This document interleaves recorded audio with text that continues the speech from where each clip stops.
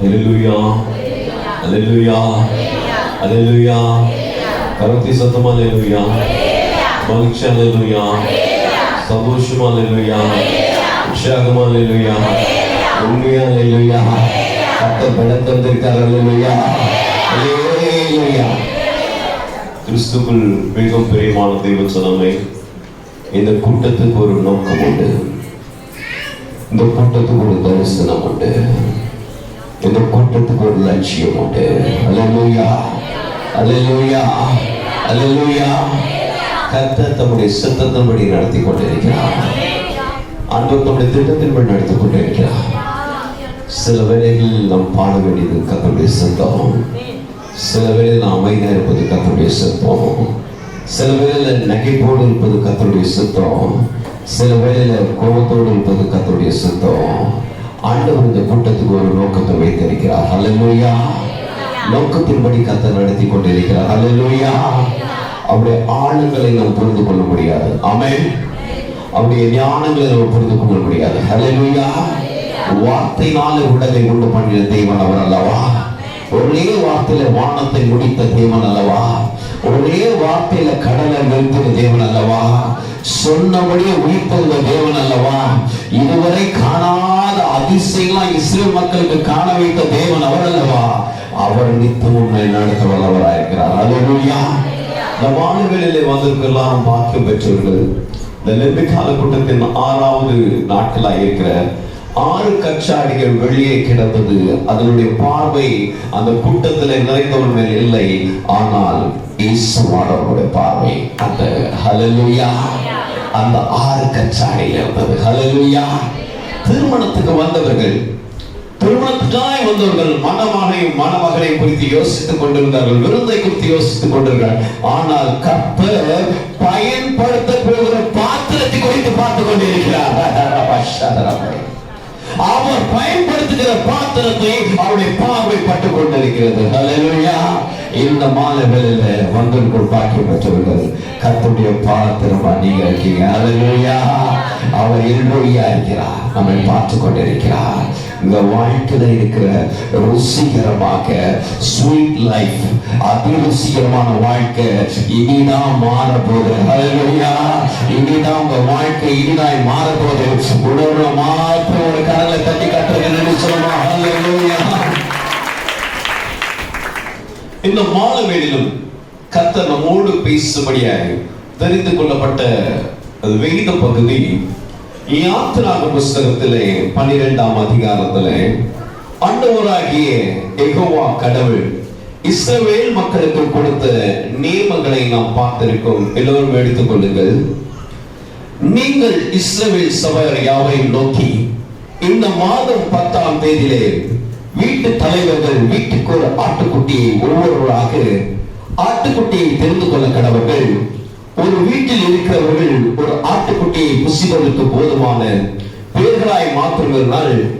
ஆனால் அவனும் அவன் சமீபத்தில் இருக்கிற அவருடைய அயலார் வீட்டாரும் தங்களில் உள்ள ஆத்துமாக்களின் இலக்கத்திற்கு ஏற்றவாக ஒரு ஆட்டுக்குட்டியை தெரிந்து கொள்ள வேண்டும்.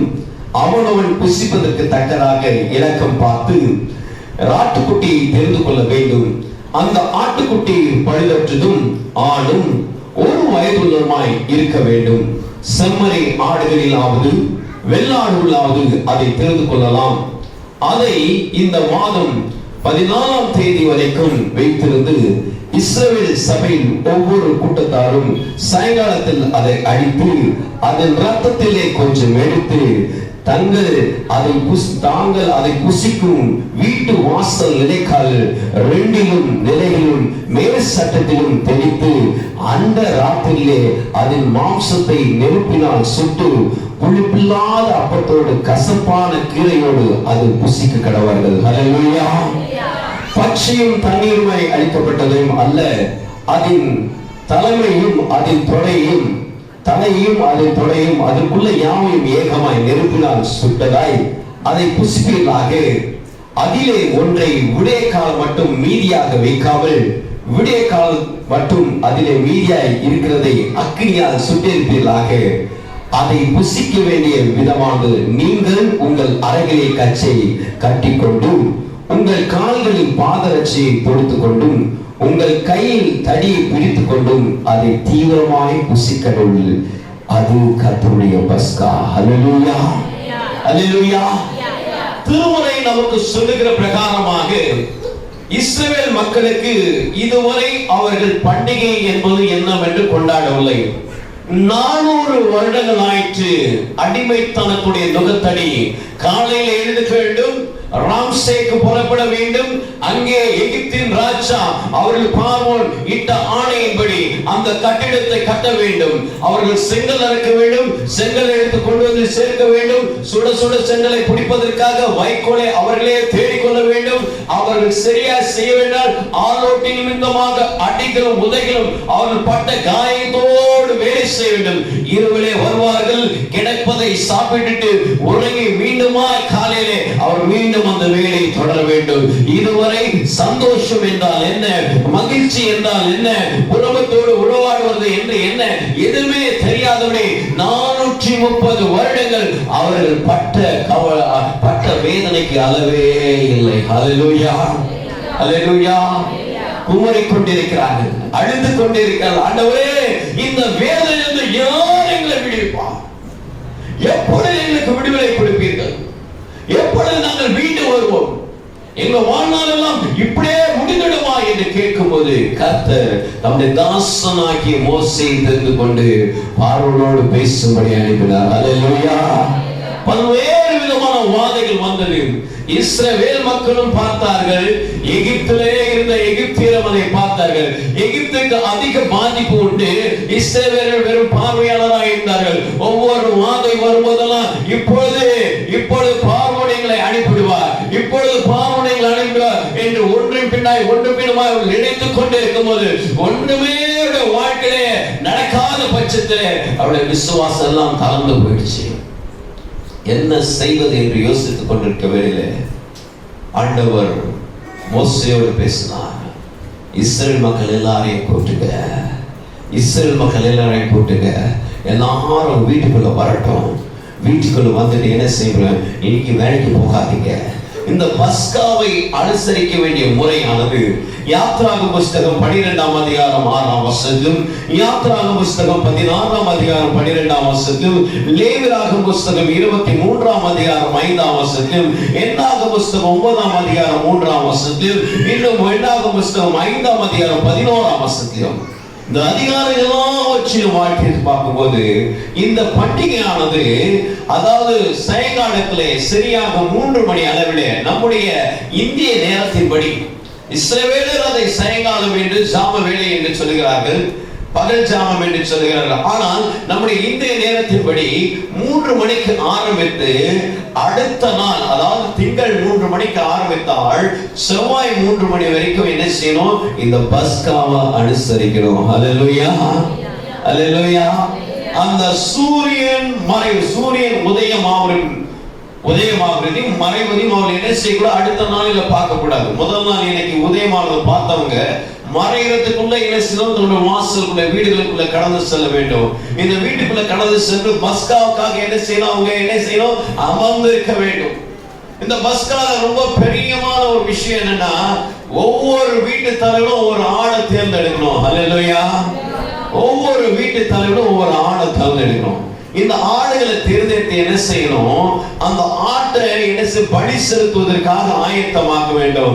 ஒரு ஆடு, இப்ப வீட்டுல 2 பேர் இருந்தாலும் என்ன செய்ய முடியாது, அந்த ஆட்டை என்ன செய்யணும், 2 பேரும் ஒண்ணா சாப்பிட முடியாது.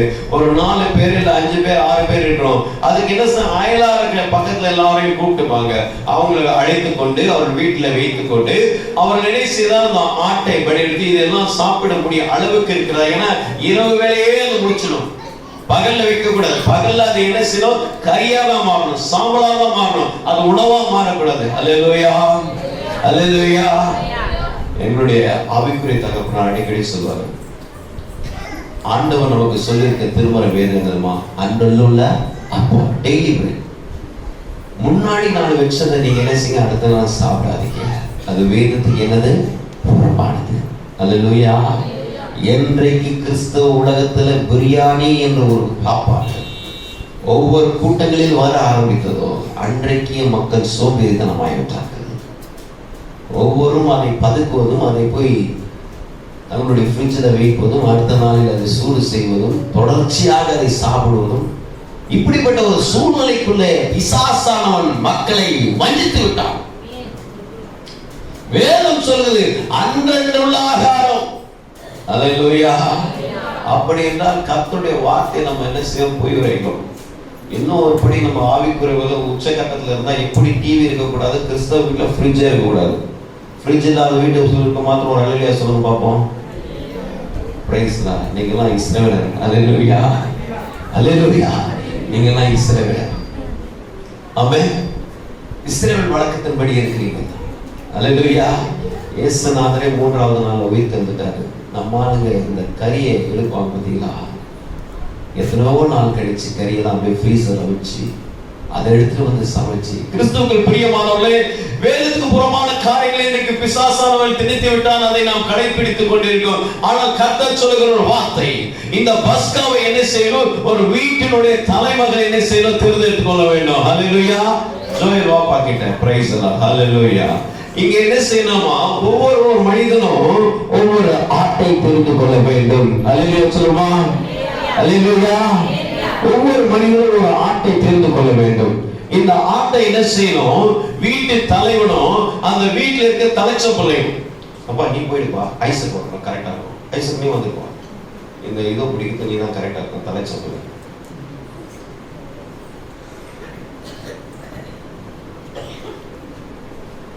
வீட்டு தலைவர் என்ன செய்யணும்? அந்த அப்பாவும் அந்த மகனும் தலைச்ச பிள்ளை என்ன செய்யணும்? அந்த ஆட்டை வெட்டணும். பார்த்திருப்பீங்க, ஒருத்தர் என்ன செய்யறாரு? ஆடு மேல உட்கார்ந்து இருக்காரு. பையன் என்ன செய்யறான்? தலையை குடிச்சிட்டு இருக்கான். அப்பாவும் பையனும் அந்த தலைச்ச பிள்ளை என்ன செய்யணும்? அந்த ஆடை வெட்டி அந்த தலையை எடுத்து அந்த தொடையெல்லாம் வெட்டிட்டு, எப்படி ஒரு கொம்புல வச்சு கிரில்ல எப்படி பண்றாங்களோ அதே போல என்ன செய்யணும்? பலிபீடத்தை கட்டி அதை சுட ஆரம்பித்து விட்டார்கள். அல்லேலூயா, அல்லேலூயா, அல்லேலூயா. கிறிஸ்துவுக்குள் மிகவும் பிரியமான தேவச்சனமே, இந்த பஸ்காவை பார்க்கும்போது இந்த ஆட்டை, பழுதற்ற ஆட்டை ஒன்று கண்டுபிடிக்க வேண்டும்.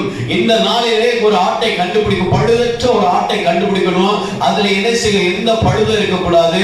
ஊடு, குருடு, செவிடு இல்லை என்றால் அந்த சொறி எதுவுமே இருக்கக்கூடாது. அது நல்ல சுத்தமா இருக்கணும். அது வெள்ளாடா இருக்கலாம், இல்ல ஆடா இருக்கலாம். ஆடா இருந்தா பிரச்சனை கிடையாது. மற்ற ஆடுகளுக்காக என்ன செய்யலாம்? அது ஆணா இருக்கணும் என்று வேதம் சொல்கிறது. அல்லேலூயா. கிறிஸ்துவுக்குள் பிரியமானவரே, இதை ஆட்டை கொண்டு வந்து இதை என்ன செய்ய வேண்டுமா? இதை கழுத்தை வெட்டி, இதை தலையை வெட்டி, இந்த ரத்தத்தை என்ன செய்யணுமா? என்ன செய்யணுமா? ரத்தத்தை என்ன செய்யணுமா? அப்படியே விட்டக்கூடாது. இதை பிடிப்பா.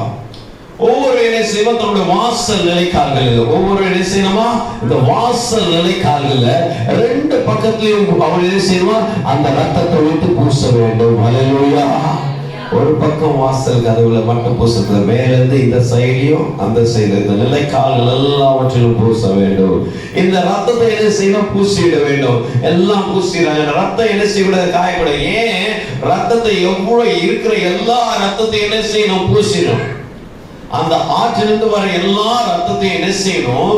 பூசிடும். அந்த வாசக்கால எல்லாத்தையும் பூசிடும். பூசிக்கும் போது அந்த ரத்த வாடை என்ன செய்யும்? அப்படியே இருந்துட்டே இருக்கணும். அல்லேலூயா, அல்லேலூயா. அது சொல்லப்படுகிறது, தோய்த்து அதுல என்ன செய்தார்கள்? வாசலிலே அதை வைத்தார்கள், வாசலிட்டார்கள். இதை விட்டுட்டு என்ன செஞ்சாங்க? உள்ளுக்குள்ள வந்து இரவு அந்த கதவை மூடிட்டு யாரும் வெளியில போக கூடாது. அல்லேலூயா. இரவுல அந்த கதவை மூடிட்டு யாரும் வெளியே கூடாது. இதை முடிச்சிருப்பாங்க. இரவுல அந்த கதவை மூடிட்டு அதை கொடுத்துருப்பாங்க. யாரும் வெளியில போகாம இப்ப நைட் எல்லாம் என்ன செய்ய? இவங்க என்ன செய்வாங்க? அந்த ஆட்டை சுட்டுட்டு இருப்பாங்க. அல்லேலூயா. இது சுட சுட சுட சுட அவங்களுக்கு தெரிஞ்சிடும் எப்போ வந்து இந்த ஆடை நல்லா சுட்டுடுச்சுன்னு சொல்லி தெரியும் போது என்ன செய்வாங்களாம்? அந்த ஆட்டை என்ன செய்வாங்களாம்? அதை எடுத்து சுத்த ஆடை என்ன செய்வாங்களாம்? கசப்பான கீரை எடுத்துருவாங்க. இதை குடிச்சுப்பாங்க. கசப்பான கீரை. கசப்பான கீரைனா நம்ம ஊர்ல எப்படி பாவக்காய் எப்படி கசப்பா இருக்கா, அந்த பழத்தை மட்டும் பாவக்காய் மட்டும் தான் நம்ம சாப்பிடுவோம். பாவக்காய் பழத்தை மட்டும் தான் சாப்பிடுவோம், காய் மட்டும் தான் சாப்பிடுவோம். ஆனா இதுனா இது இலைகள் எல்லாம் அதுல ஏதாவது விட்டுருக்காங்க பார்த்தீங்களா? பூ எடுத்திருக்காங்க, இலை எடுத்திருக்காங்க, அதோட காம்பு எடுத்திருக்காங்க, அந்த செடி எடுத்திருக்காங்க, அது வேற எடுத்திருக்காங்க. அந்த கசப்பான கீரையில எதுவுமே நீங்க தவிர்க்க கூடாது. எல்லாத்தையும் எடுக்கணும். எல்லா கசப்பும் உங்க உடலுக்குள்ள போக வேண்டும். எல்லாத்தையும் எடுத்து என்ன செய்யணும், நீங்க சாப்பிடணும். பின்பாக ஆரம்ப நாட்கள்ல பார்த்திருப்பீங்க, இந்த பெரிய ஒரு அப்பளம் சைஸ்ல இருக்கும், அது ஒரு அடை மாதிரி இருக்கும். நீங்க சின்ன வயசுல சாப்பிட்டீங்க, ஓட்டடைன்னு சொல்லுவாங்க, பெருசா இருக்கும். அது போல நல்லா அது ஒரு திக்கா இருக்கிறது. இப்படி உடைச்சா ரெண்டு பகுதியாக உடையும், தூள் தூளா அப்பளம் மாதிரி உடையாது. அடை எப்படின்னா ரெண்டு பகுதியா உடையும். நீங்க அடை சுடும் போது என்ன கீழ்வர அடைலாம் சுடும் போது அது ரெண்டு பகுதியா உடையும், அது தூள் தூளா போகுது. அதே போலதான் என்ன செய்யணும், இந்த அப்பமே என்ன செய்யணும், காணப்படணுமா? அல்லேலூயா. கருத்தி சத்தமா அல்லேலூயா. இப்படியாக என்ன செய்யணும், இதெல்லாம் இவ்வளவு வைத்து இவ்வளவு புசிக்கிற விதமானது. எனக்கு பிடிச்ச பாத்திரம் கொடுத்துருப்பா, எல்லாரும் ஒரு கொம்பை எடுத்துக்கணும். அந்த படத்தை காட்டப்பா, எல்லாரும் ஒரு கொம்பு கையில பிடிச்சுக்கணும். என்ன செய்யணும், தலையில ஒரு துண்டை போட்டுக்கணும். அது பெண்களாக இருந்தாலும் சரி, ஆண்களாக இருந்தாலும் சரி, முக்காடிட்டு போட்டுக்கொள்ள வேண்டும். கால்களிலே பாதரட்சியை போட்டுக்கொள்ள வேண்டும். நின்றுதான் சாப்பிடணும், உட்கார்ந்து சாப்பிடணும். எப்படி சாப்பிடணுமா? நின்றுட்டு தான் சாப்பிடணும். அந்த வேத பகுதியை வாசிக்க கேட்டோம், அவர்கள் நின்று என்ன செய்தாலும் அதை புசித்தார்கள். அதுதான் பஸ்காவுடைய பலியா காணப்படுது. அல்லேலூயா, அல்லேலூயா. போதும். கிறிஸ்துவுக்குள் மிக பிரியமான தெய்வச்சனமே, நாம இங்க பார்த்தது எல்லாவற்றையும் இன்னைக்கு எப்படி அவர்கள் பஸ்காவை அனுசரித்தார்கள் என்று பார்க்கப்பட்டு கொண்டிருக்கிறது. ஆமென், அல்லேலூயா. ஒரு கசப்பான கீரை அதுல இருந்தது, ஒரு அப்பங்க இருந்தது. அது மாத்திரமல்ல, ஒரு பழுதற்ற ஆட்டுக்கடா இல்லைன்னா ஆட்டுக்குட்டி இல்லைன்னா செம்மறி ஆடு, ஏதாவது ஒன்று எடுத்து என்ன செய்யப்படுது, அதை பலி செலுத்துவதற்காக அவர் கொண்டு வந்தார்கள். அல்லேலூயா. நேற்று தினத்துல நம்ம சர்வாங்க தகன பலியில சொன்னோம், தலையும் காலையும் சாப்பிடக்கூடாது. ஆனா இந்த பஸ்காவோட பலியில எல்லாத்தையும் சாப்பிடணும். அல்லேலூயா. இதுல கொஞ்சம் வித்தியாசம் இருக்கு. இந்த பஸ்கா அன்னைக்கு சர்வாங்க பலியில காலையை செலுத்தலாம், மாலையை செலுத்தலாம். ஆனா பஸ்கா பலியில மாலையில மாத்திரம் செலுத்தணும். என்ன செலுத்தணும்? மாலையில மாத்திரம். இது இட்ஸ் ஈவினிங் மீல், இது ஒரு டின்னர். அந்த சர்வாங்க தகனபடியில நீ அந்த ஆட்டெல்லாம் அப்படியே எரிச்சிட்டு சாப்பிடறதுக்கு இல்ல, அதெல்லாம் பரிசுத்த சாம்பலாய் மாறி ஒரு இடத்துல கொட்டப்படணும். ஆனா இந்த பஸ்கா பலியில என்ன செய்யணும், சுட்டு சாப்பிடணும்னு சொல்லியிருக்காங்க. ஆமென். வித்தியாசங்கள் இருக்கு, பலிகளிலே வித்தியாசம் இருக்குது. மாலையில மாத்திரம் செலுத்தக்கூடிய பலி இது, இதை சாப்பிடக்கூட பலி இது, இது சாப்பிடுற விதங்கள் வேற இருக்குது. ஆமென், அல்லேலூயா. ரொம்ப பிடிச்சிடும், ஏன்னா தீவிரமா சாப்பிடணும். ஆண்டவர் எதுக்கு இதை காட்டுகிறார், தீவிரமா சாப்பிடணும். எப்பா நான் வனாந்திரத்துல நடத்த போறேன், இந்த வனாந்திரத்துல உட்கார்ந்து நீங்க அப்படியே உட்கார்ந்து தரவேலை போட்டு எல்லாத்தையும் தண்ணிலாம் தொலைச்சு அதுக்கப்புறம் உணவு உண்டு, அதுக்கப்புறம் புறப்பட்டு போனா நம்ம 40 வருஷமா நடக்க வேண்டியது நம்ம என்ன செய்யணும், 80 வருஷமா நடந்துருவோம். அல்லேலூயா. தீவிரமா சாப்பிடணும். கிடைக்கிறத அப்படியே நின்றுட்டே சாப்பிட்டுட்டு அந்த கொம்பு அப்படியே தான் இருக்கும், உங்க பையன் அப்படியே தான் இருக்கும். இதெல்லாம் வச்சு சாப்பிடுறது இல்ல. அல்லேலூயா. ட்ரெயின்ல போய் பஸ்ல போய் உங்களோட பழக்கங்கள் இருக்கும்.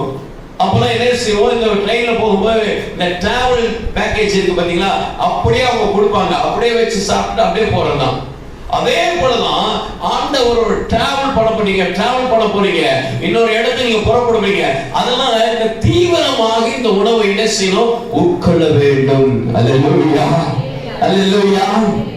கிறிஸ்துவுக்குள் மிக பிரியமானவர்களே, யாத்திராகம புத்தகத்தில் நாம் வாசித்த கேட்டபடி 12ஆம் அதிகாரத்தில் 13 to 27 வரைக்கும் நீங்க பார்க்கும்போது அவர்கள் எப்படியாக இந்த பஸ்காவை அனுசரித்தார்கள் என்று இந்த திருமறையில போடப்பட்டிருக்கிறது.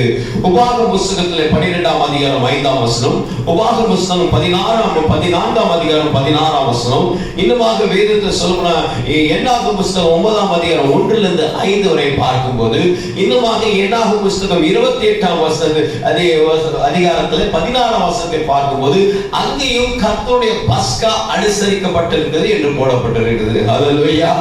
இது மாலை வேளையெல்லாம் செய்யணும்னு சொல்லி யாத்திராகம புத்தகம் 12ஆம் அதிகாரம் 6ஆம் வசனத்திலும், யாத்திராகம புத்தகம் 16ஆம் அதிகாரம் 12ஆம் வசனத்திலும், லேவியராகமம் 23:5 என்னாகும் 9:3 இன்னுமாக என்னாகும் 5:11 எல்லாத்தையும் பார்க்கும்போது மாலையில தான் என்ன செய்யணுங்க, பஸ்காவை அனுசரிக்கணும். அல்லேலூயா சொல்லுமா, அல்லேலூயா.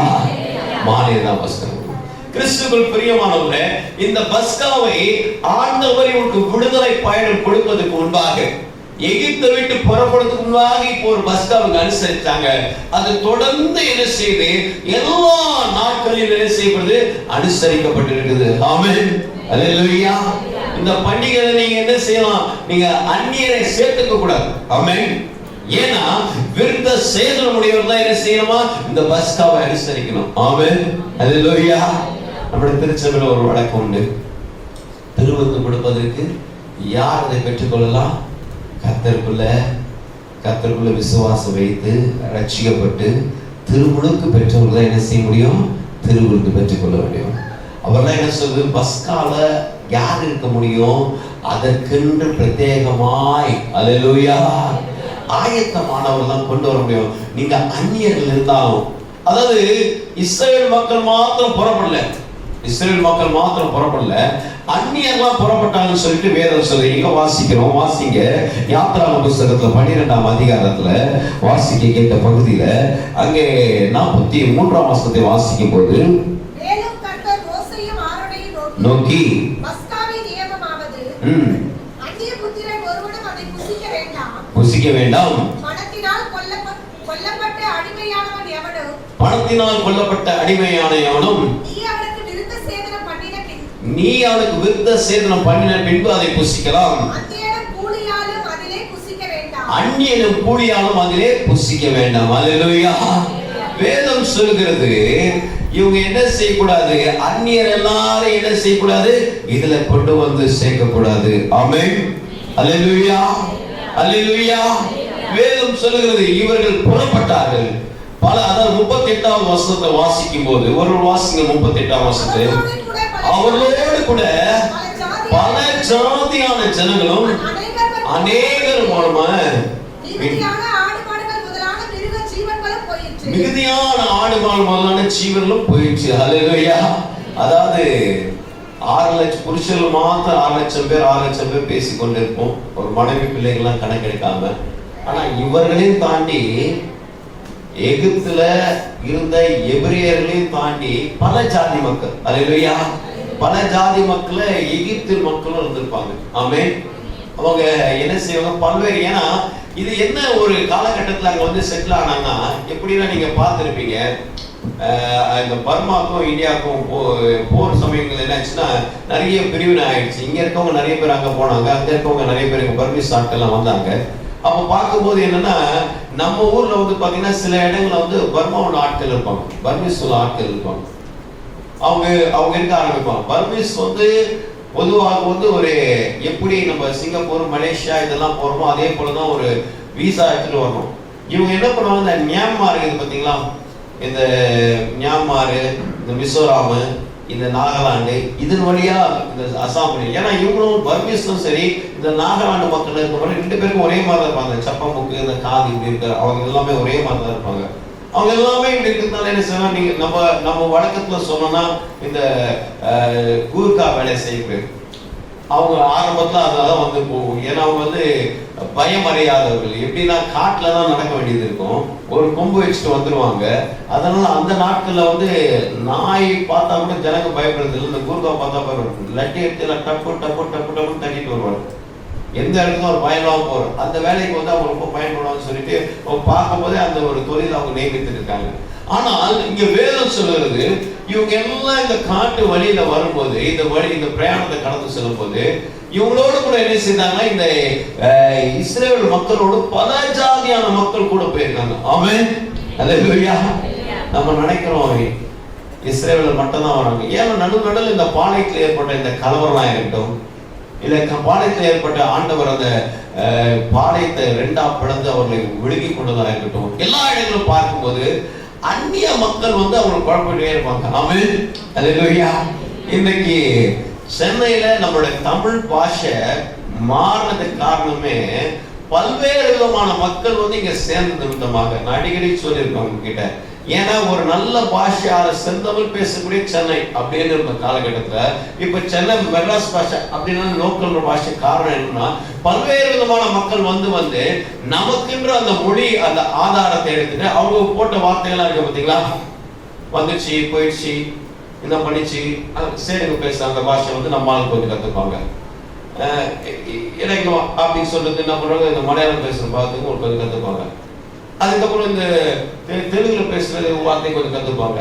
எல்லா மொழி சார்ந்தவரும் கொஞ்சம் பேசி நம்மளாலே ஒரு மொழியை கன்ஸ்ட்ரக்ட் பண்ணிட்டாங்க. இப்ப என்னாச்சு, அந்த பாஷை ரொம்ப கொலாக்கிலியா மாறி அது என்ன செய்யுது, நம்ம தரம் தொடர்ந்த மாதிரி ஆயிடுச்சு. ஹல்லேலூயா. கிறிஸ்துவுக்குள் பிரியமானவர்களே, பல ஜாதியான மக்கள் இந்த இஸ்ரவேலோடு கூட கடந்து சென்றார்கள். ஆமென். ஹல்லேலூயா. எனவே கர்த்தர் என்ன செய்தார், இந்த பஸ்காவை அனுசரிக்கும் போது விடுதலை பயணத்துக்கு முன்பாக ஏற்பட்ட பஸ்கா இது. இரண்டாவது பஸ்கா நாம் பார்க்கும்போது எங்க பார்க்கிறோம்னா, யோசுவா புத்தகம் 5ஆம் அதிகாரம் 10ஆம் வசனத்தை பார்க்கும்போது, இன்னுமாக எசேக்கியேல் புத்தகத்துல எசேக்கியேல் கொண்டாடின அந்த பஸ்காவை பார்க்கும்போது 2 நாளாகம புத்தகம் 30ஆம் அதிகாரம் 1 - 27 வரை அதை வாசிக்கிறோம். யோசியா ராஜா பஸ்காவை அனுசரித்தார். இதே 2 நாளாகம புத்தகம் 35ஆம் அதிகாரம் 1 - 19 பார்க்கிறோம். எசேக்கியேல் என்ன செய்தார், இந்த பஸ்காவை அனுசரித்தார். எசேக்கியேல் தீர்க்கதரிசி புத்தகத்துல 45ஆம் அதிகாரம் 21 - 24 வசனம் வரை அதை பார்த்து கொண்டிருக்கிறோம். ஹல்லேலூயா. புதிய ஏற்பாடு காலகட்டத்தில் ஆண்டவராக இயேசு கிறிஸ்து பஸ்காவை அனுசரித்தார். யோவான் நற்செய்தி நூல்ல 13ஆம் அதிகாரம் 36ஆம் வசனம், மத்தேயு நற்செய்தி நூல்ல 26ஆம் அதிகாரம் 30ஆம் வசனம், மார்க்கு நற்செய்தி நூல்ல 14ஆம் அதிகாரம் 12 - 26 வசனங்கள், 16 வசனங்களை பார்க்கும்போது இயேசுவானவர் என்ன செய்தார், பஸ்காவை அனுசரித்தார். அது மாத்திரமல்ல, அப்போஸ்தலர்கள் பஸ்காவை அனுசரித்தார்கள். அப்போஸ்தலர் நடவடிக்கைகள் 2ஆம் அதிகாரத்தில் பார்க்கும்போது அவர் பஸ்காவுக்கு என்ன செய்தார், ஒரு இடத்துல ஒருமனப்பட்டு கூடியிருந்தார்கள். ஹல்லேலூயா. கிறிஸ்துவுக்குள் பிரியமானவர்களே, பல்வேறு நிலைப்பாடுகள்ல இந்த பஸ்கானது அனுசரிக்கப்பட்டிருக்கிறது. ஆமென் சொல்லுமா. ஹல்லேலூயா. ஹல்லேலூயா. ஹல்லேலூயா. கரத்தை சத்தமா ஹல்லேலூயா. உற்சாகமா ஹல்லேலூயா. இப்போதான் நம்ம இன்ட்ரோடக்ஷன் முடிச்சு கர்த்தருடைய வார்த்தைகளை கடந்து சொல்றோம். ஆமென். ஹல்லேலூயா. இன்னைக்கு 1 மணி நேரம் ஆகும் நினைக்கிறேன். ஹல்லேலூயா. நீங்கள்லாம் கர்த்தருடைய வார்த்தை ரொம்ப வாஞ்சா கேட்பீங்க, கர்த்தரை விசுவாசிக்கிறேன். ஒரு ஹல்லேலூயா. ஹல்லேலூயாவே காணுமே. ஹல்லேலூயா. கிறிஸ்துவுக்குள் பிரியமானவர்களே, கர்த்தர் சொன்ன வார்த்தை உங்களோடு கூட ரத்தின சுருக்கமாய் சொல்லும்படியாக கர்த்தர் ஏவுவார்கள். இந்த இஸ்ரவேல் மக்களுக்கு the original, இது உண்மைக்கும் இந்த பஸ்கானா என்னன்னா, வேதம் செய்த ஒரு விடுதலைக்கான ஒரு பண்டிகை. ஹல்லேலூயா. It is a liberative festival. பஸ்கா என்றால் liberative festival. நல்லா கவனிச்சுங்க. இன்னைக்கு ஆகஸ்ட் 15 நம்ம எப்படி கொண்டாடுறோம்னா, ஆங்கிலேயர்களிடத்திலிருந்து நம்ம என்ன செய்யணும், சுதந்திரம் வாங்கணும், சுதந்திர பண்டிகையா கொண்டாடுறோம். ஆமென். ஹல்லேலூயா. இஸ்ரவேல் மக்களுக்கு ஒரு சுதந்திர பண்டிகை என்றால் என்ன அப்படின்னு பார்க்கும்போது அதுதான் பஸ்கா. ஹல்லேலூயா. ஹல்லேலூயா. கிறிஸ்துவுக்குள் பிரியமானவர்களே, இதுதான் அதோடைய ஆரிஜின், இதுதான் அதோட உண்மைத்துவமா இருக்குது. அது மாத்திரமல்ல, இது என்ன செய்கிறதுனா எல்லா மக்களையும் ஒன்றிணைக்கப்பட்ட ஒரு பண்டிகையா இருக்குது. ஆமென். எல்லாரும் இஸ்ரேல் மக்கள் ஆங்காங்கே சுற்றி கொண்டு திரிந்து கொண்டிருந்த மக்கள், இல்ல பல ஜாதி மக்கள் இவரோடு கூட வரும்போது இவரெல்லாம் இணைத்து ஒரே இஸ்ரவேலர் அப்படின்ற ஒரு கொடை கீழா கொண்டு வந்து சேர்த்த ஒரு பண்டிகை எதுனா அதுதான் என்ன செய்யுது, பஸ்கா. ஹல்லேலூயா. கிறிஸ்துவுக்குள் நேஷனல் ஃபெஸ்டிவல் ஒன்று இருக்கும், ரீஜனல் ஃபெஸ்டிவல் ஒன்று இருக்கும். நல்லா கவனிச்சிட்டீங்களா? நேஷனலா தேசம் முழுவதும் கொண்டாடுகிற ஒரு பண்டிகை, குறிப்பாக இண்டிபெண்டன்ஸ் டேவா இருக்கட்டும், ரிபப்ளிக் டேவா இருக்கட்டும், காந்தி ஜெயந்தியா இருக்கு, இது பல்வேறு நிலைப்பாடுல என்ன செய்வாங்க, கொண்டாடி இருப்பாங்க. ரீஜனல், ஒவ்வொரு ரீஜனலோட ஃபெஸ்டிவல், பொங்கல்லாம் தமிழ்நாட்டு மக்கள் கொண்டாடுவாங்க. உகாதினா என்ன செய்ய ஆந்திராவில் மக்கள் கொண்டாடுவாங்க. இன்னுமாக அதே போல கேரளாவுக்கு ஒரு பண்டிகை இருக்கு. இன்னுமாக பல்வேறு நிலைப்பாடுல ஒவ்வொருக்கும் ஒரு பண்டிகை இருக்கு. எல்லாருக்கும் ஒரு பண்டிகை இருக்கு, அவங்க என்ன செய்வாங்க, அதை கொண்டாடி கொண்டே இருப்பாங்க. ஹல்லேலூயா. ஓணம் பண்டிகை கேரளா மக்கள் கொண்டாடுவாங்க. இந்த மாதிரி பல்வேறு ரிலிஜியஸ் ஓரியன்டட் ஃபெஸ்டிவல் இருக்கு. ஆனா ஒரு நேஷனல் ஃபெஸ்டிவல் சொன்னோம்னா தேசப்பற்றுள்ளதா இருக்கும். அதே போலதான் இந்த பஸ்கானது எல்லாரையும் ஒன்றிணைத்து கொண்டாடப்படுகிற ஒரு பண்டிகை, ஒரு பலி. ஹல்லேலூயா. ஆமா, குற்ற நிவாரண பலி, யார் குற்றம் செய்தாலும் அவங்க தான் போய் செலுத்துவாங்க. பாவ நிவாரண பலி, யார் பாவம் செஞ்சாலும் அவங்க தான் போய் செலுத்துவாங்க. ஆனா பஸ்கா பலியில மட்டும்தான் எல்லாருமே செலுத்தக்கூடிய பலி. ஹல்லேலூயா. ஹல்லேலூயா. அப்ப அந்த பலிய வேற்றுமையின் வழியில் பார்க்காம ஒருங்கிணைப்பட்ட ஒற்றுமையின் வழியாக பார்க்க வேண்டும். ஆமென். ஹல்லேலூயா. அது மாத்திரமல்ல, இந்த புளிப்பில்லாத அப்பம் உங்கள் வாழ்க்கையில அவர் பட்ட அந்த அந்த அந்த வலி வேதனை எல்லாம் கொஞ்சம் கசப்பு கலந்தா, கொஞ்சம் புளிப்பு கலந்தா நல்லா தூக்கம் வந்துடும். அந்த கவலை மறந்து இருக்கலாம். ஆண்டவராக இயேசு கிறிஸ்து சிலுவை மரத்தை தொங்கிட்டு இருக்கும்போது அவரை காடியை கலந்து என்ன செய்யுமா, ஒரு கற்சாடியை குடிக்க அவர் கொடுத்தார்கள். அவர் அதை என்ன செய்தார், மறுத்தார். ஏன்னா அந்த வழியை மறக்கிறதுக்காக. அப்ப ஆண்டவர் சொன்னாரே, இஸ்ரேல் மக்கள் நீங்க எல்லாத்துக்கும் புளிப்பு சேர்த்துக்கிறீங்க, அந்த புளிப்பை கட்டு பண்ணுங்க. ஆமென், அல்லேலூயா. அப்படின்னா நீங்க மீன் குழம்புல புளி இல்லாம சாப்பிடணும். ஆவிக்குரிய இஸ்ரேல், அல்லேலூயா. நம்ம சட்டியில மீன் குழம்பு செய்து அது ஊற வச்சு அடுத்த நாள் சாப்பிட்டா தான் நமக்கு அது என்ன செய்யும், ரொம்ப டேஸ்டா இருக்கும். அல்லேலூயா. இன்னைக்கு அநேக முகங்கள் ஆட்டுகிறத பார்த்தாலும் இவ்வளவு ருசிகரமா சாப்பிட்டுருக்கீங்க தெரியுதுங்க. கிறிஸ்துவுக்குள் பிரியமானவர்களே, இந்த புளிப்பே சேர்க்க கூடாது. அதுக்கு தான் ஆண்டவர் சொன்னது இந்த லீவன் பிரெட் அப்படின்னு சொல்லப்பட்டிருக்கு. அது மாத்திரமல்ல, குறிப்பாக அந்த முதல் பிறந்த பிள்ளை. ஆமென், அல்லேலூயா. இந்த பண்டிகையில ரொம்ப விமர்சனமான ஒரு காரியத்தை, இந்த முதல் பிறந்த பிள்ளை, இந்த முதல் பிறந்த பிள்ளைக்கு ஆண்டவர் ரொம்ப முக்கியத்துவம் தந்திருக்கார். ஆமென், அல்லேலூயா. கரந்தி சத்தமா அல்லேலூயா. பழைய ஏற்பாடு காலகட்டத்துல ஆபிரகாமுக்கு அப்புறம் ஈசாக்கு வந்தாரு. ஈசாக்கு அப்புறம் யார் தான் வரணும், ஏசா தான் வரணும். ஏசா மூத்தவனா இருந்தும் கர்த்தருடைய திட்டம் யாக்கோபு அவர் தெரிந்து கொண்டார். அப்போ அந்த முதல் சந்ததியே அப்படியே போன சந்தையா மாறிடுச்சு. அதுக்கப்புறம் ரூபனை ஆண்டவர் தேர்ந்தெடுக்கல, அவர் யோசேப்பை தான் தேர்ந்தெடுத்தார். யோசேப்போட பிள்ளைகளை தான் தேர்ந்தெடுத்தார். அதுக்கப்புறம் உள்ள சந்ததியை பார்க்கும்போது அவர் என்ன செய்தாரு, யூதாவை தேர்ந்தெடுத்தார். அப்படியே போயிட்டு இருக்கு. எல்லாம் இரண்டாவது பிள்ளை, கடைசி பிள்ளை தாவீது அப்படின்ற போயிட்டு கொண்டிருக்கும்போது இந்த மூத்த பிள்ளைகளுக்கான அந்த சேஷ புத்திரவாதம் எங்கோ ஒரு இடத்துல ஆசீர்வாத குறைபாடா இருக்கிறாங்களே, அவங்களை என்ன மையப்படுத்தணும், அவங்களுக்கான ஒரு ஆசீர்வாதம் பெறணும். அவங்க எல்லாம் கர்த்தருக்கு ஏற்ற பிள்ளைகள், அவர்களை நான் என்ன செய்யணும், ஆசீர்வாதிக்கப்பட்ட பிள்ளை. அந்த மூத்த மகனுக்கு எந்த ஆபத்தும் வராது, எந்த அழிவும் வராதுன்னு கொண்டாட அனுசரிக்கிற ஒரு பண்டிகை தான் பஸ்கா. அல்லேலூயா, அல்லேலூயா. கிறிஸ்துவுக்குள் பெரிய மூத்த மகனுடைய பாட்டெல்லாம் பார்த்து இளைய மகன் என்ன செய்வா, ரொம்ப உஷாரா நடந்துப்பாங்க. பாத்தீங்களா, அக்கா இதுக்காக அம்மா கிட்ட அடி வாங்குறான், நான் கொஞ்சம் என்ன செய்ய உஷாரா நடந்துப்பாங்க. இது எல்லா குடும்பத்திலும் இருக்கும். அதாவது வந்து மூத்தது என்ன செய்யும், ஒன்றும் தெரியாம தத்தியா போய் மாட்டிக்கும். சின்னது உஷாரா என்ன பண்ணும், கொஞ்சம் ஏமாத்தினே இருக்கும். இது எல்லார் வீட்லயும் நடக்கும். அல்லேலூயா. கிறிஸ்துவுக்குள் பிரியம்.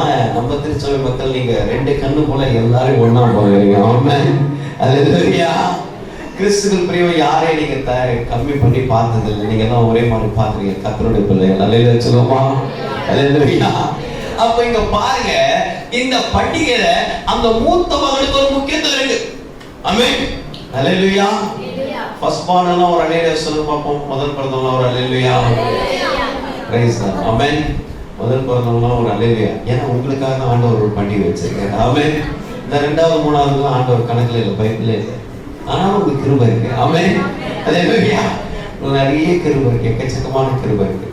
இங்க இதுக்கான ஒரு முக்கியத்துவம் என்ன செய்யப்படுது, இந்த ஒரு பண்டிகை காணப்பட்டிருக்கு. அது மாத்திரமல்ல, வேதம் சொல்லுகிறது இதுல இவர்கள், அதாவது இதுவரைக்கும் அவங்க கட்டிட வேலையே செஞ்சுட்டாங்க. அதாவது இந்த வயல் வேலை செய்யறதுக்கான நேரம் என்ன செய்யல, யாருக்குமே கொடுக்கல, எகிப்து மக்களுக்கு கொடுக்கல. அதனால அந்த கீரையை கொண்டு வந்து நீங்க எல்லாம் விவசாயம் பண்ணணும், நீங்க எல்லாம் வந்து விதையை விதைக்கணும், நீங்க அறுவடை செய்யணும். ஒரு புதிய முயற்சி, உங்களுக்கு புதிய தொழில் இருக்கின்றதை அவர்கள் கற்றுக் கொடுப்பதற்காகவே இந்த கீரை. ஹல்லேலூயா. பொதுவாக எகிப்துல வாழ்ந்த எபிரேயர் எல்லாரும் என்ன செஞ்சாங்க, மேய்ப்பர்களா இருந்தாங்க. அந்த மேய்ப்பர்களை தாண்டி அவங்க விதைக்கணும்னு சொல்லிட்டு ஆண்டவர் என்ன அவங்களுக்கு ஒரு பாடத்தை கற்றுக்கிட்டார். இதுதான் அந்த பஸ்காவோட பண்டிகை. ஆமென். 3 காரியங்களை சொல்லி நான் முடிக்க விரும்புகிறேன். நேரம் நமக்கு அதிகமாய் போய்கொண்டே இருக்கிறது. இந்த பஸ்காவை அனுசரிக்கிறதுக்கு ஏன் கர்த்தர் இப்படி சொன்னார் என்றால், வாசிங்கள் யாத்திராகம புஸ்தகத்திலே 12ஆம் அதிகாரத்துல 12ஆம் வசனத்தை ஒரு வாசி கேட்போம். எக்ஸோடஸ்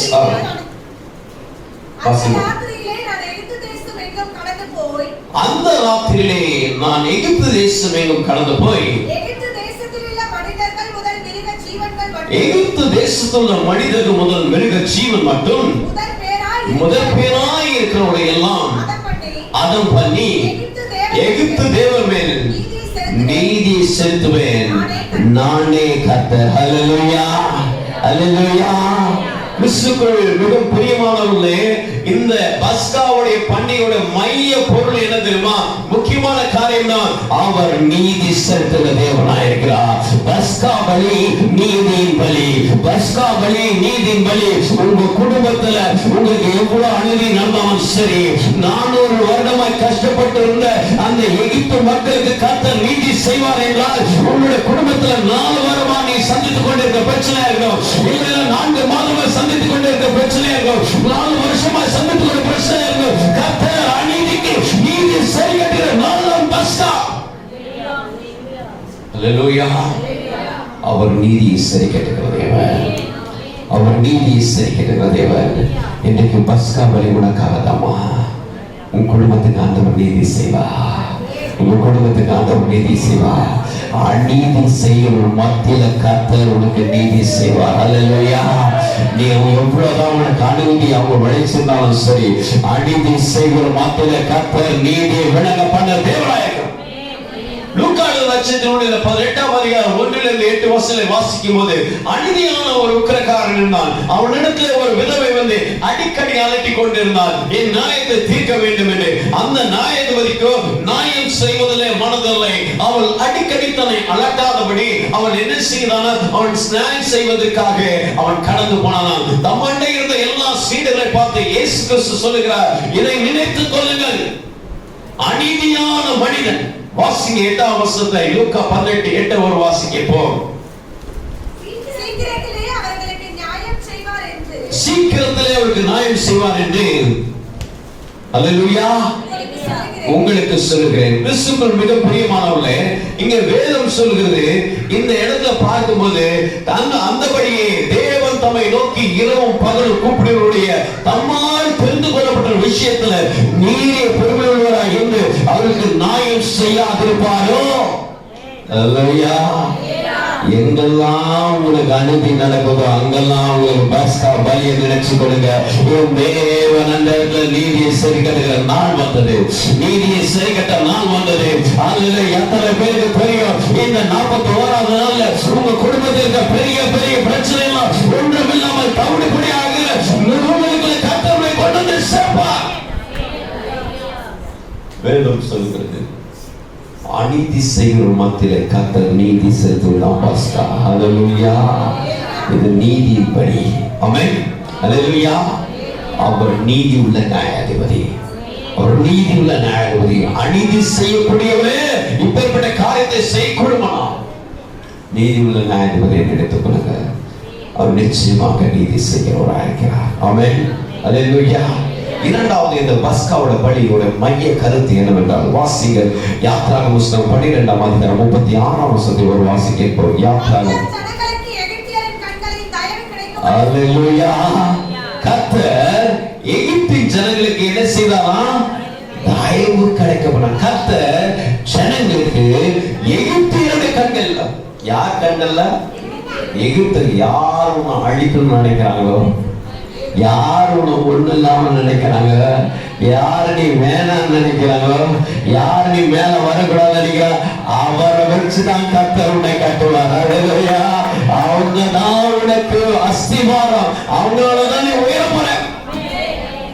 ஹல்லேலூயா. ஊழியத்துல நான் நிறைய முறை பார்த்திருக்கேன். ஆண்டவர் நன்றி சொல்லுங்க. ஆரம்ப நாட்டுல இருந்து ரொம்ப ஒரு எப்படி நம்மளை எல்லாருக்கும் பிடிக்கும்னு சொல்ல முடியாது இல்ல, யாராவது ஒரு 2 பேருக்காவது பிடிக்காம போயிடல, அவங்க எதிர்த்தே இருப்பாங்க. ஆனா கர்த்தர் அவங்களை வச்சுதான் என் ஊழியத்தை வளர்ப்பாரு. ஆமென். ஹல்லேலூயா. கர்த்தர் அவங்களை வைத்துதான் ஊழியம் வளர்ந்து கொண்டிருக்கு. ஆமென். நான் அவர்களை எதிராளியாய் பார்க்கல, எனக்கு எதிர்மறையாய் பார்த்து கொண்டிருக்கேன். ஆமென். ஹல்லேலூயா. என்னுடைய ஏழைகளாய் பார்த்து கொண்டிருக்கிறேன். அவரை வச்சுதான் கர்த்தர் என்ன செய்யப்படுற ஊழியத்தை வைக்கப்படுற. ஹல்லேலூயா. உங்களுடைய வாழ்க்கை அப்படித்தாமா, உங்களுடைய வாழ்க்கையில அப்படிதாமா. உன்னை யார் எதிராள நினைக்கிறான் அவங்க தான் நீ மேல ஏற போற. ஹல்லேலூயா. கர்த்தர் எகிப்தியருடைய கண்களில இஸ்ரவேல் மக்களுக்கு என்ன உண்டாக்கினாரா? ஆமென். தயவு உண்டாக்கினார், தயவு உண்டாக்கினார். உன் வாழ்க்கையில கர்த்தர் அந்த தயவை ஏற்படுத்தி தருவார். உங்க வாழ்க்கையில கத்தரத்தை தேவைப்படாது. வேதம் சொல்லுகிறது நியாயாதிபதி புஸ்தகத்துல எனக்கு ரொம்ப பிடிச்ச வசனம் 14ஆம் அதிகாரம் 14ஆம் வசனத்துல பட்சிக்கிறவனிடத்திலிருந்து பட்சணமும் பலமான இடத்திலிருந்து மதுரமும் வர பண்ணுகிற தேவன். அல்லேலூயா. அவர் யாரு சிங்கம் போல நம்மளுடைய விழுங்க நினைச்சாங்களோ பட்சிக்கிறவனிடத்திலிருந்து பட்சணம் எவ்வளவு பலசாலியா இருந்தாலும் நம்மளை கோமாளியா பார்த்தாலும் அவர்கள் இடத்துல இருந்து தான் கர்த்தருக்கு ஆசீர்வாதத்தை கொண்டு வர்றார். அல்லேலூயா. அல்லேலூயா. கிறிஸ்துவுக்குள் பிரியமானவர்களே, தயவு பாராட்டுமா. கர்த்தருடைய தயவு எதிரி கண்ணில் இருந்து கூட நமக்கு தயவு கிடைக்கும். ஆமென். God's favor is from your enemy's eyes. நம்ம பிடிச்சவங்க கண்ணுல இருந்து அப்படியே நமக்கு தயப்பாரு. ஐயோ என்னாச்சு அப்படின்னு சொல்லி 4 பேர் ஓடி வருவாங்க. ஒருத்த மட்டும் சிரிப்பாங்க பார்த்தீங்களா? அவங்களே ஆண்டவர் சீரியஸா நினைக்க வச்சு அல்லேலூயா சிரிக்கிற அந்த வாயை டக்குன்னு மூடி கண்ணை திறக்க வச்சு அதுல இருந்து 4 கண்ணீரை விட வச்சு ஓடி போய் நீ பாருமா எல்லாம் சூழ்ந்தாலும் ஒன்னு அதுக்குள்ள நுழைச்சு உள்ள விட்டு இணையா இருந்தவங்க வந்து காப்பாத்துகிற நிலையை கர்த்தர் கொண்டு வந்து சேர்ப்பார். எகிப்தியருடைய கண்ணுல தயவு எல்லாம் வழி இல்லை. யோசித்து பாருங்க. இந்த வழியை யோசித்து போகுது ஜானிக்கும் போது கர்த்தர் வித்தியாசமான வார்த்தைகள் கொடுத்து கொண்டு இருக்கிறார். நான் ரொம்ப அதிகமா ஆண்டவருக்கு நன்றி செலுத்துகிறேன். நான் நினைச்சதுதான் இது ஒரு விடுதலை பயணத்தின் பயணம். இது it is not only the Exodus festival, it is rather it is a favors festival. அவங்க எகிப்தியோட கண்ணுல தயவு கிடைக்க வச்சார். வெள்ளி எடுத்து போறியமா எடுத்து போ, பொண்ணு எடுத்து போறியா எடுத்து போ, ஆடு வேணுமா எடுத்து போ.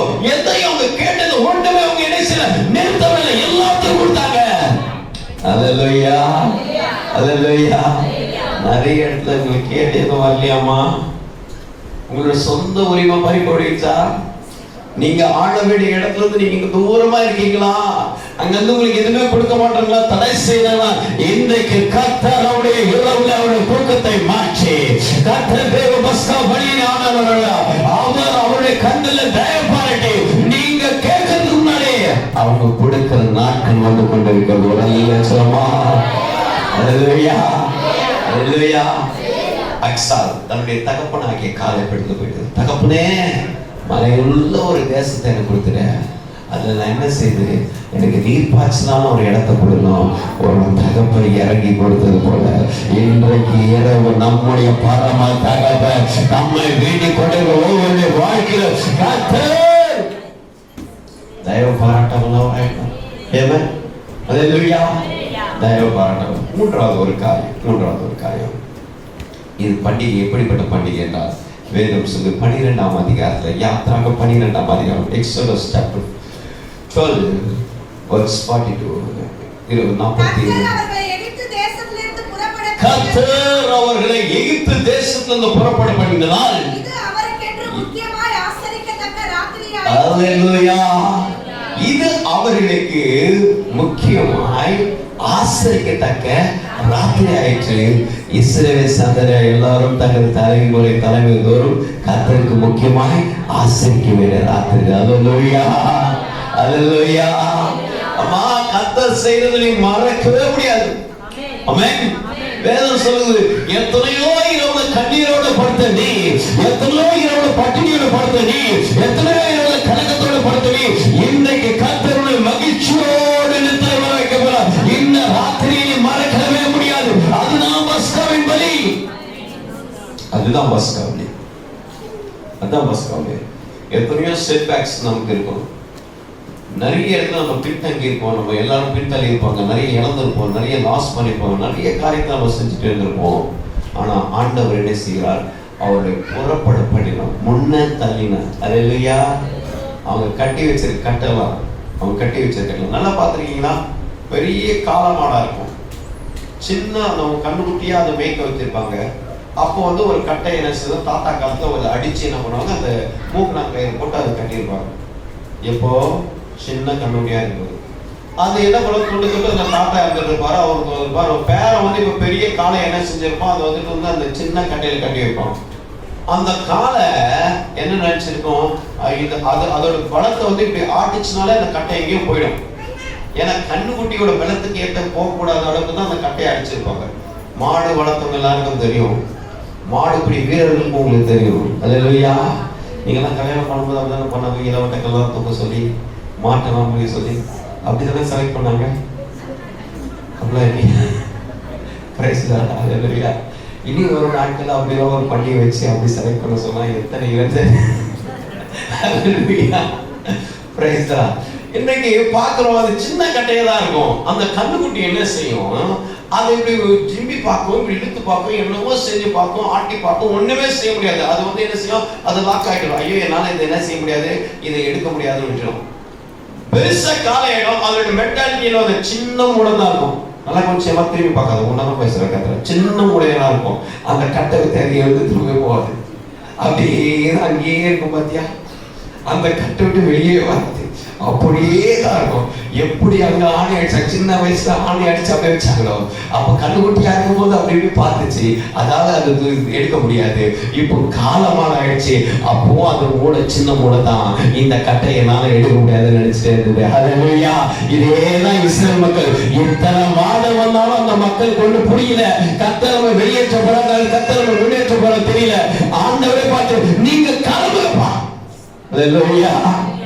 வேதம் சொல்லுது, காலையில் நட்சத்திரம் 13ஆம் அதிகாரத்துல 16ஆம் வசனம் பார்க்கும்போது, 18 வருடமாய் நிமிர முடியாத ஒரு கூடி தீர்வு அழைத்து போனானா.